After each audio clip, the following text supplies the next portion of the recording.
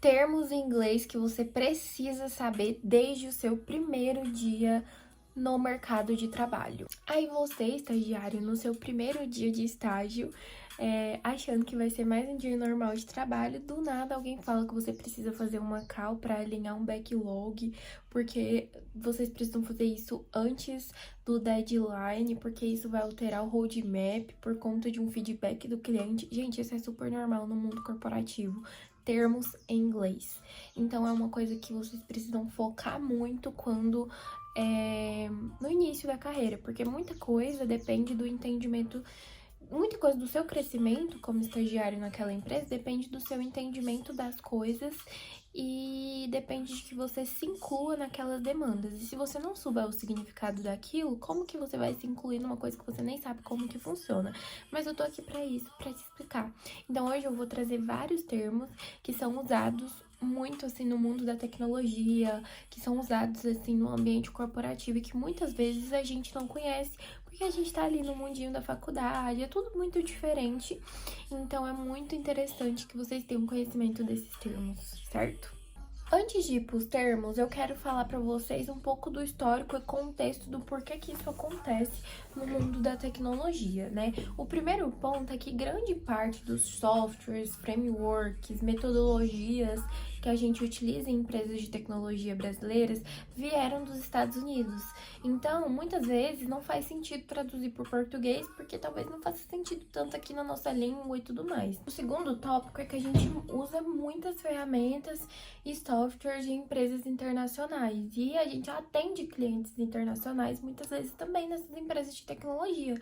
Então é super normal trazer termos, né, que são internacionais para dentro das empresas brasileiras, né? Então é super normal que isso aconteça com você também. Existe também um terceiro ponto, que é a questão de você gourmetizar as empresas brasileiras, né, para fazer às vezes que o EBITDA dela melhore e que aumenta, né? Para quem não sabe o que é EBITDA, é um indicador financeiro que avalia as empresas na bolsa de valores. Então, as empresas acham que isso pode até afetar e tal, gerar valor para a empresa de alguma forma você utilizar termos em inglês. Então, isso também acontece muito no mercado. Sendo assim, vamos para o primeiro termo utilizado. Até anotei aqui todos que eu quero falar no vídeo, tá? O primeiro e mais utilizado é call. Para quem joga, para quem é gamer, esse termo é conhecido, né? Call significa ligação, ligar, uma reunião online. Então é muito utilizado no mundo corporativo também, especialmente nas empresas de tecnologia, home office, né? O mundo corporativo que fazem muitas reuniões com pessoas de outros estados, né? E precisam ali fazer reuniões no Teams, no Zoom e etc. Outro termo não muito utilizado, mas que eu também conheci no mundo corporativo, é alignment. Esse termo é usado para fazer um alinhamento, né? Alignment. Vamos fazer um alignment aqui para poder alinhar algumas coisas e tudo mais, gente. Mas assim, esse é um termo menos utilizado, assim, mas que eu já ouvi também, achei importante trazer para caso você escute aí na empresa onde você trabalha. O outro é follow-up. Follow-up é como se fosse uma mensagem de alinhamento ali após uma reunião para deixar todo mundo na mesma página. Mais ou menos isso. Outro termo muito utilizado é feedback. Eu acho que esse termo é conhecido e provavelmente vocês já conhecem, né? Mas feedback, ele é um retorno sobre um trabalho, sobre uma demanda, sobre o desempenho. Então, o seu chefe vai fazer um feedback com você todo mês, toda semana, talvez, e ele vai te falar coisas que ele acha do seu trabalho e te dar um feedback daquilo para que você melhore e aprenda, ou para te elogiar, falar, nossa, tá tudo bem, continue nesse caminho, né? Então, é um termo muito utilizado também. Outro termo é action itens. Esse action itens, ele é tarefas, ele não é muito falado, mas ele é colocado muito em e-mails de alinhamento, que são tarefas quando você sai de uma reunião, são as ações que ficaram acarretadas depois daquela reunião.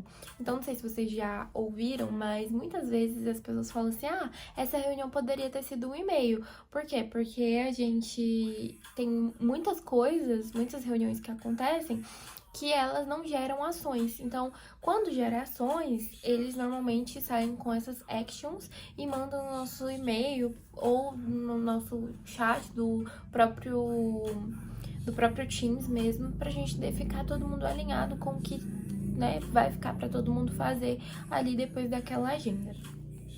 Outro termo utilizado é deadline. Deadline, ele é muito utilizado mais, assim, na visão dos programadores, product managers, porque tudo que você for fazer de projeto, existe um prazo final.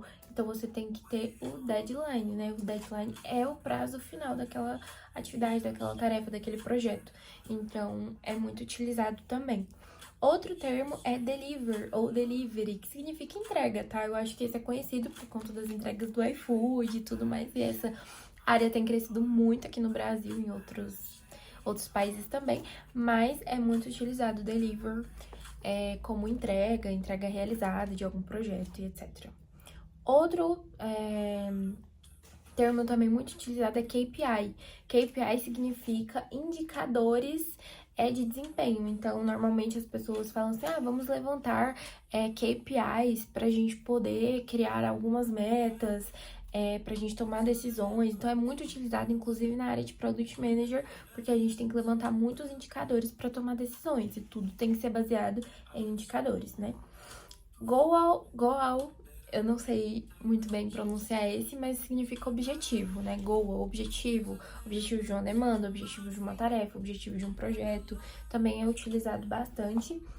Outro termo muito utilizado, se você estiver na faculdade, você já deve ter escutado, né, nas matérias de metodologia, que é sprint. Sprint significa período curto de trabalho, né? Em torno aí de semanas, 2, 3 semanas, que são períodos de trabalho, né? Então, desenvolvedores trabalham em sprints, né? Outros tipos de equipe também, mas eu conheço, né, os desenvolvedores e normalmente trabalham em sprints de entregas ali de demandas, melhorias para o produto específico, né? Outro muito utilizado é filtering, que significa uma nova funcionalidade, uma filtering. Então, quando alguém fala assim, levanta aí as filters do produto que são mais utilizadas, são as funcionalidades mais utilizadas. Quais são as novas filters que o produto precisa? São as funcionalidades, né, que o produto precisa para ser alavancado e tudo mais. Então, é muito utilizado também nessa área, né, dos Product Managers. O outro termo é backlog. Backlog é muito utilizado, né? Eu tô falando aqui voltado mais para a área de tecnologia, mas backlog é uma lista de tarefas. Então, eu colocar no meu backlog uma atividade, uma tarefa, significa que tá na minha lista de tarefa, né? Para eu dar o check ali e fazer aquilo ali numa lista de prioridades que precisam ser atendidas. A outra demanda é roadmap. Roadmap é muito utilizado na área de produto, nos Product Managers, né? Porque, assim, o ponto central das atividades do Product Manager é realizar um roadmap, que é o futuro daquele produto, né? Então, o roadmap, ele é o planejamento do produto. O que eu vou fazer, o que eu vou entregar, tem que estar tudo no roadmap. Muito utilizado é deploy. Deploy é quando algo vai para produção.